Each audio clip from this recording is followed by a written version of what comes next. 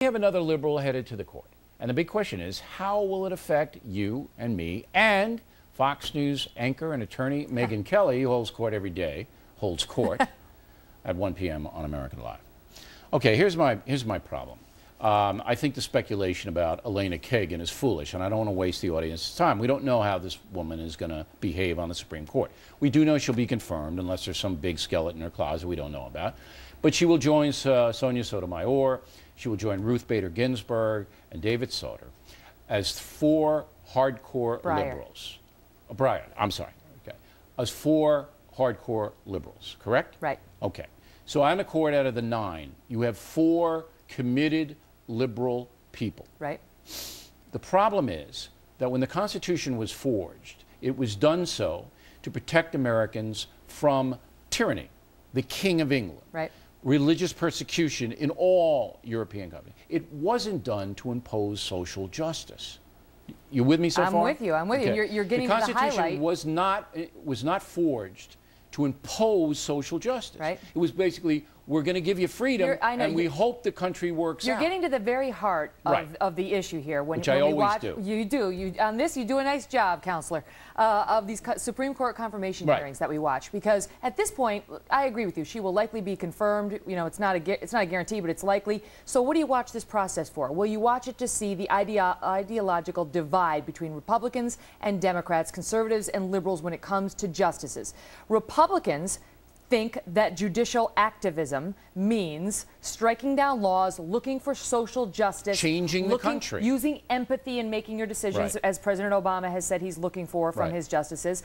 And the folks on the other side say that's not judicial activism at all. That's interpreting the Constitution as a living, breathing document where it is that now. Needs to modify over time. Not modify, it needs to change over time. Because now that we have freedom in America, which we do, all right, now we have to go beyond that. We're not threatened by the King of England anymore, so we have to be a more fair country. We have to be a more just country.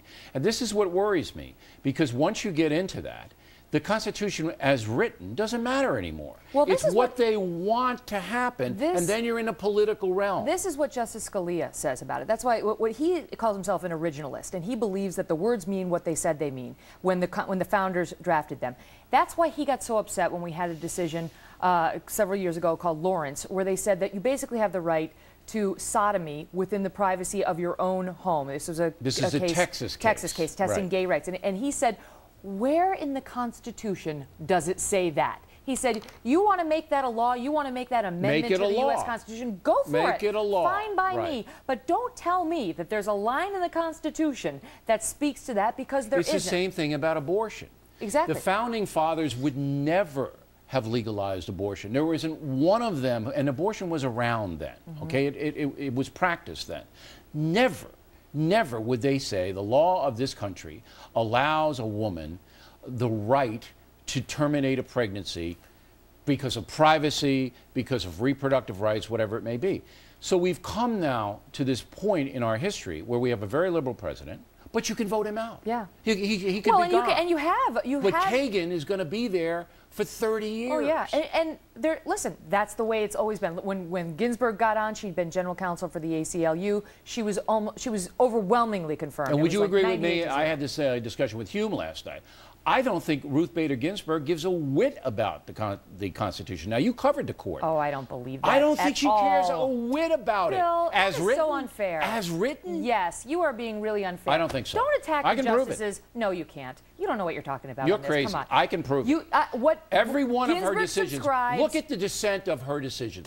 Look at Scalia's dissent on what she writes. Okay. It's always the same. First of all, those two respect each other and are very close friends. Scalia would tell you you're dead wrong. They might have spaghetti together, but they don't have any idea. He would tell you you're dead wrong. Don't assail her credentials and her commitment to the Constitution just because you disagree with the way she interprets it, okay? She may not be the kind of jurist you would like, but that doesn't mean she doesn't honor the Constitution as she sees fit. If you read Ruth Bader Ginsburg's decisions, it is always based on what Ruth Bader Ginsburg feels is best for the country, not what James James Madison has an wrote. ideological approach. I grant you that. So there that's it how is. we started. So there it but that's is. how it's been in this country. Do you think Scalia doesn't have an ideological approach? Thomas doesn't have it. I think he's a traditionalist. They just look different. They look through the prism differently than those on the other side of the bench. That's why we have elections. You put a president in office who you want to appoint the kind of justice you want. That's true.